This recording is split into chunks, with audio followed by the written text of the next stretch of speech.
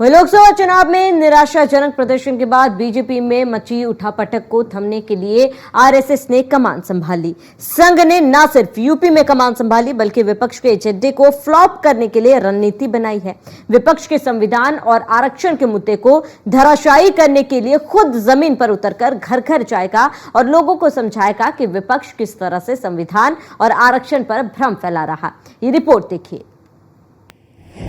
आरक्षणकरण मैदान में संघ, संविधान की बात जनता का साथ, गांव-गांव बस्ती बस्ती की डगर, विपक्ष की चाल पर आरएसएस की नजर। बीजेपी और आरएसएस में सब कुछ ऑल इज वेल होने के बाद अब संघ बीजेपी की मझधार में फंसी नैया पार लगाने के लिए मैदान में उतर गया है। लोकसभा चुनाव में विपक्ष ने जिन मुद्दों को उठाकर बीजेपी को बड़ा नुकसान पहुंचाया, संघ ने अब उन्हीं मुद्दों पर विपक्ष को घेरने के लिए कमान संभाल ली है।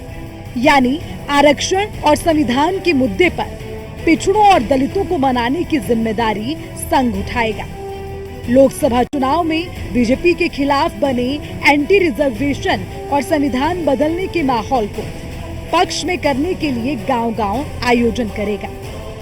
देखिए, संघ तो पहले से भारतीय जनता पार्टी के साथ है, उनकी मदद करता है। दूसरे संगठन जो हैं वो भी भाजपा के साथ खड़े हैं। सवाल ये है कि जो मुद्दों की राजनीति है, जो सवाल आरक्षण का है, आप आरक्षण नहीं देंगे। ये आरक्षण नहीं दिया नौकरियों में, ये बात समाजवादी पार्टी नहीं कह रही है, ये माननीय उच्च न्यायालय का हाईकोर्ट के डबल बेंच का फैसला कह रहा है कि भारतीय जनता पार्टी आरक्षण का जो पालन है वो नहीं करती है। आज समाजवादी पार्टी इसीलिए संविधान और आरक्षण की बात कर रही है। भारतीय जनता पार्टी केवल मुहावरे गढ़ना जानती, झूठ बोलना जानती है, और जो देश का पिछड़ा है, दलित है, वो जाग चुका है। वो अब किसी के बहकावे में आने वाला नहीं है। लोकसभा चुनाव में यूपी में भाजपा की हार की प्रमुख वजह आरक्षण और संविधान के मुद्दे को माना गया। इंडिया गठबंधन ने लोकसभा चुनाव में माहौल बनाया कि अगर भाजपा को 400 सीटें मिली तो अनुसूचित जाति और पिछड़े वर्ग का आरक्षण समाप्त हो जाएगा। भाजपा की पूर्ण बहुमत की सरकार बनी तो वो संविधान बदल देगी। इससे सबसे ज्यादा नुकसान पिछड़ों और दलितों को होगा। चुनाव में ये मुद्दा दलितों और पिछड़ों के घर घर तक पहुंच गया।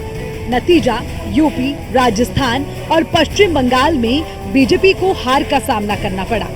लगातार तीसरी बार पूर्ण बहुमत की मोदी सरकार बनाने का बीजेपी का सपना साकार नहीं हुआ। संघ और भाजपा को आशंका है कि यूपी में दलितों और पिछड़ों के बीच अभी भी ये मुद्दा जिंदा है। इस कारण होने वाले उपचुनाव के साथ विधानसभा चुनाव में भी नुकसान हो सकता है। इसी को लेकर अब संघ ने दलितों, पिछड़ों के साथ ग्रामीण इलाकों में राष्ट्रवाद के मुद्दे को धार देने की कमान संभाली है। साथ ही संघ विपक्ष के एजेंडे को भी गलत साबित करेगा। भारतीय जनता पार्टी से लोगों का भरोसा उठ गया है। बहुत से वादे इस देश के युवाओं से किए थे, किसानों से किए थे, महिलाओं से किए थे, लेकिन एक भी वादा पूरा नहीं किया। आज किसान सबसे ज्यादा परेशान, युवा सबसे ज्यादा बेरोजगारी से पीड़ित है और सरकार सिर्फ कुछ चुनिंदा उद्योगपतियों के लिए काम कर रही है। इसलिए आरएसएस चाहे जितना प्रयास कर ले, समाज में लोगों के बीच में जाकर जवाब क्या देगा?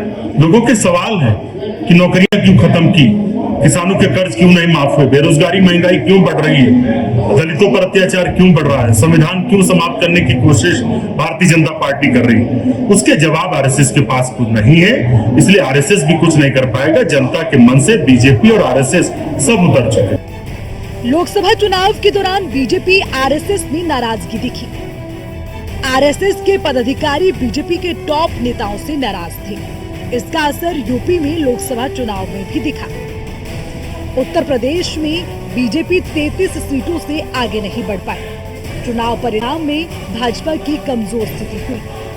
कमजोर स्थिति के लिए संघ की नाराजगी भी बड़ा कारण रहा। कुछ दिन पहले आरएसएस ने बीजेपी और सरकार के साथ बैठक की। संघ के सह सरकार्यवाह अरुण कुमार ने दोनों के साथ बैठक की। माना जा रहा है इसी बैठक में ये रणनीति बनी थी कि अब कोर मुद्दों पर संघ काम करेगा।